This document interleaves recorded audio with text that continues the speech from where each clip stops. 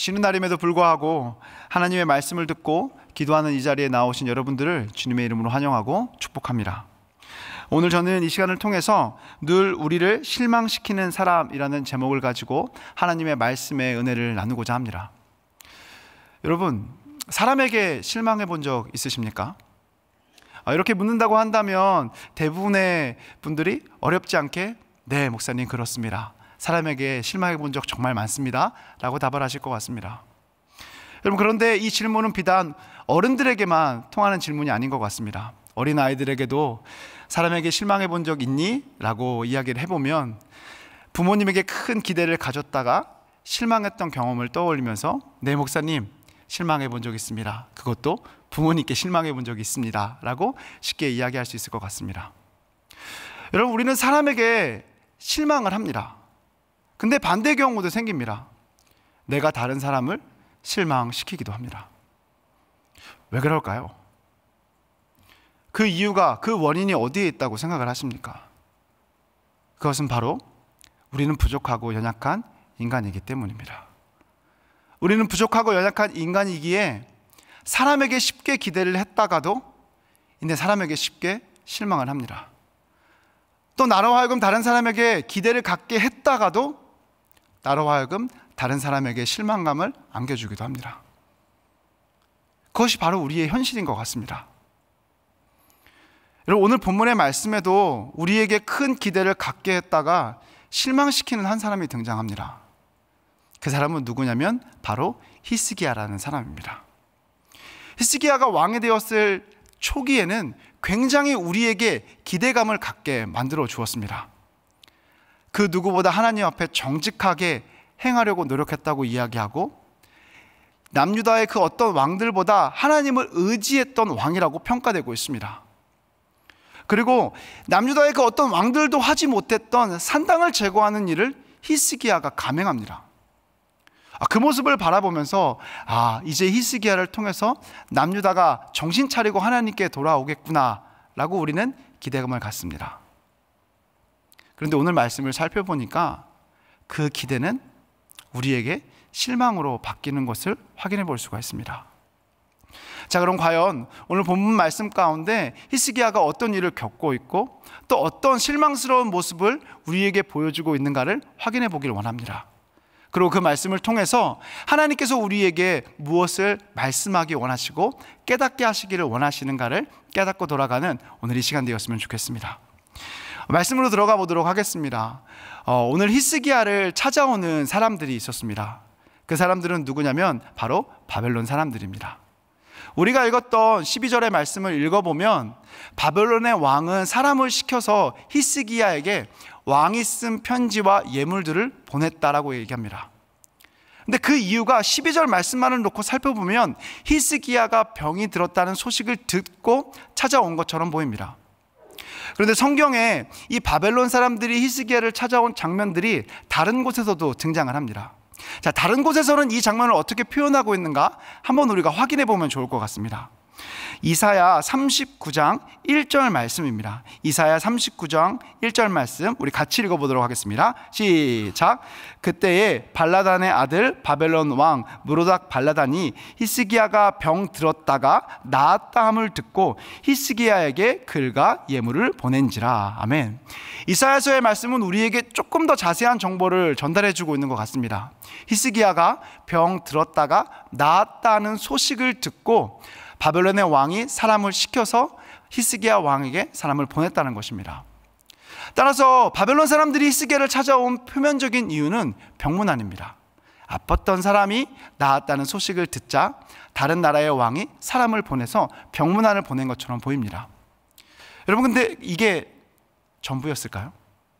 바벨론 사람들이 히스기야를 찾아온 이후에 과연 병문안이 전부였을까요? 또 다른 이유가 숨겨져 있었던 것 같습니다. 자, 오늘 이 장면을 이사야 말씀뿐만 아니라 역대하 32장 31절의 말씀에서도 이 장면을 묘사하고 있습니다. 자, 그러면 과연 역대하 말씀에서는 어떻게 표현하고 있는가 확인해 보도록 하겠습니다. 역대하 32장 31절 말씀 같이 읽겠습니다. 시작.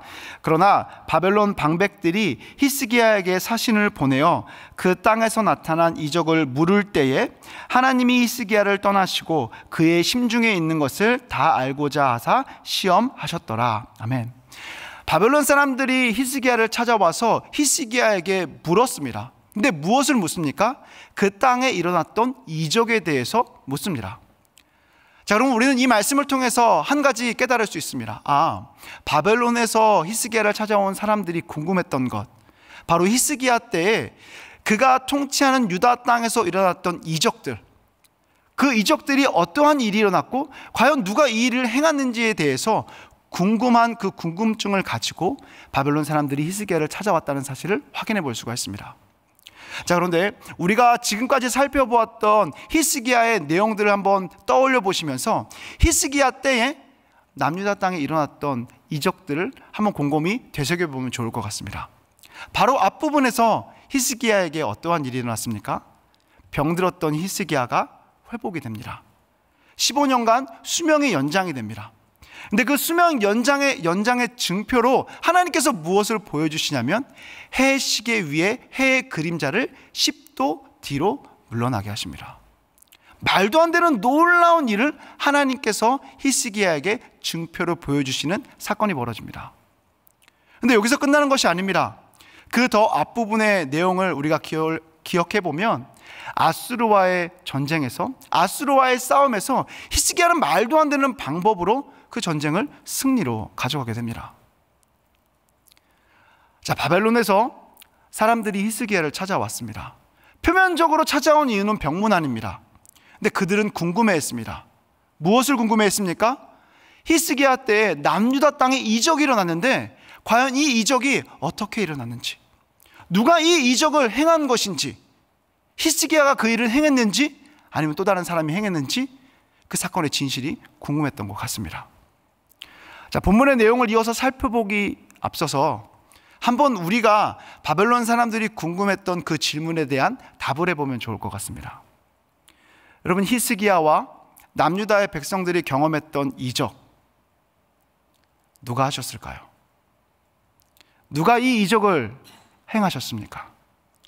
해 시계 위에 해의 그림자가 10도 뒤로 물러나는 초자연적인 일이 벌어지는데 누가 이 일을 행하셨습니까? 바로 하나님이십니다. 그리고 아수르와의 전쟁에서 하나님의 사자로 인하여서 말도 안 되는 승리를 경험하게 됩니다. 누가 그 전쟁을 승리로 이끄셨습니까? 하나님이십니다. 남유다 땅에서 벌어진 일에 대해서 궁금해하고 있는 바벨론 사람들에게 주어져야 할 답은 정해져 있습니다. 바로 하나님이 이 모든 이적들을 행하셨습니다 라는 것입니다. 모범 답안이 하나님으로 정해져 있습니다. 자, 그런데 과연 히스기야는 이들에 대한 질문을 어떻게 답을 하고 있을까요? 우리가 생각했던 그 답을 제시하고 있을까요? 우리 13절의 말씀 같이 한번 읽어보도록 하겠습니다. 열왕기하 20장 13절의 말씀입니다. 시작. 히스기야가 사자들의 말을 듣고 자기 보물고의 금은과 향품과 보배로운 기름과 그의 군기고와 창고의 모든 것을 다 사자들에게 보였는데 왕궁과 그의 나라 안에 있는 모든 것 중에서 히스기야가 그에게 보이지 아니한 것이 없더라. 자, 히스기야는 자신이 가지고 있는 것, 누리고 있는 것, 모든 것들을 바벨론에서 찾아온 사람들에게 보여줍니다. 그런데 다시 한번 13절의 말씀을 눈을 씻고 찾아보아도 우리가 생각했던 그 모범 답안이 나오지 않습니다. 분명히 13절 말씀의 이후에 모든 것들을 다 바벨론 사람들에게 보여주면서 히스기야는 이 모든 것들을 하나님께서 나에게 허락해 주셨습니다. 내가 이 땅을 통치하는 가운데, 다스리는 가운데 일어났던 모든 이적들은 하나님께서 하신 것입니다. 내가 한 것이 아니라 하나님께서 하셨습니다라는 답이 나와야 함에도 불구하고 그 어디를 찾아보아도 13절의 말씀은 히스기야가 가지고 있는 것들을 자랑하고 드러내는 것에서 끝나고 있습니다. 여러분, 이게 바로 히스기야가 우리에게 보여주는 실망스러운 첫 번째 모습입니다. 분명히 히스기야가 누리고 있는 그 모든 것들은 하나님께서 그에게 허락해 주신 것입니다. 하나님이 높임을 받아야 하는 그 자리에 하나님이 높임을 받는 것이 아니라 누가 높임을 받고 있습니까? 히스기야라는 한 사람이 높임을 받고 있습니다. 하나님이 마땅히 높임을 받아야 하는 그 자리에 하나님이 아니라 한 사람, 한 인간, 연약하고 부족한 인간인 히스기야가 높임을 받고 있는 모습이 우리에게 보여지고 있습니다. 여러분, 우리는 이런 히스기야의 모습을 바라보면서 그 누구보다 큰 실망감에 사로잡히고 맙니다. 왜 그럴까요? 설교를 시작하면서도 말씀을 드렸지만 히스기야는 우리에게 큰 기대감을 갖게 만들었던 사람이었기 때문입니다. 그 누구보다 하나님을 의지했던 왕으로 평가받았고 하나님 앞에 정직하게 행하기 위해 노력한 왕이었습니다. 그리고 산당을 제거하는 일을 감행했던 왕입니다. 여러분, 이 산당을 제거하는 일은 결코 우리가 생각하는 것처럼 쉽지 않은 일입니다. 이스라엘의 역사 가운데 산당은 솔로몬 때부터 있었던 것으로 확인이 됩니다. 솔로몬 때부터 히스기야에게 이르기까지 여러 왕이 지나왔지만 그들은 결코 산당을 없애지 못했습니다. 근데 히스기야 때에 이르러서 히스기야는 그 산당을 없애는 일을 감행합니다. 그 모습을 통해서 우리는 큰 기대를 갖습니다. 이제 히스기야를 통해서 남유다의 백성들이 제대로 하나님께 돌아오려고 하는가 보다 라는 기대를 갖습니다. 그런데 히스기야의 말년에 이르러서 히스기야는 우리에게 실망스러운 모습을 보여주고 있습니다. 자, 여러분, 히스기야가 바벨론 사람들에게 했던 모든 일들이 이사야 선지자에게 들렸습니다. 그리고 이사야 선지자는 이에 대해서 하나님의 말씀을 히스기야에게 전합니다. 여러분, 하나님이 높임을 받아야 하는 그 자리에 하나님을 높이는 것이 아니라 사람을 높였던 히스기야, 그에게 하나님의 어떤 말씀이 임했을까요? 하나님께서는 이사야의 입술을 통해서 분명하게 이야기하십니다. 심판의 날이 이를 것이다. 그리고 그 심판의 날이 이르렀을 때에 남유다 땅에 있는 모든 것들이 바벨론 땅으로 옮겨질 것이다 말씀해 주십니다. 그리고 그뿐만 아니라 왕의 후손들, 히스기야의 후손들마저도 바벨론의 포로로 끌려갈 것이다 라고 이야기해 주십니다. 여러분, 여기서 우리가 한 가지 분명히 기억해야 될 것이 있습니다. 그것은 무엇이냐면 하나님께서는 하나님이 높임을 받아야 하는 그 자리에 한 사람이 높임을 받는 것을 원치 않으신다는 것입니다. 하나님이 높임을 받아야 할 그 자리에 사람이 높임을 받는 순간 그것은 하나님이 원하지 않는 모습이라는 사실을 우리는 분명히 기억해야 합니다. 여러분, 그런데 우리의 삶을 한번 돌아보십시오. 우리의 삶 가운데 나를 높일 수 있을 때가 언제가 있습니까? 내가 살아서 이 자리에 앉아있고 숨 쉬는 것, 그 모든 것이 우리는 하나님의 은혜임을 고백합니다. 내가 살아있는 모든 것이 하나님의 은혜라고 한다면 우리의 삶의 영역에서 나를 높일 수 있는 부분이 있을까요? 우리는 우리의 삶의 모든 영역에서 하나님을 높이는 삶을 살아야 합니다. 오늘 본문의 말씀을 통해서 하나님께서는 다시 한번 우리에게 너를 높이고 사람을 높이는 것이 아니라 하나님께서는 하나님을 높이는 삶을 살기 원하신다는 것을 깨닫게 하고 계십니다.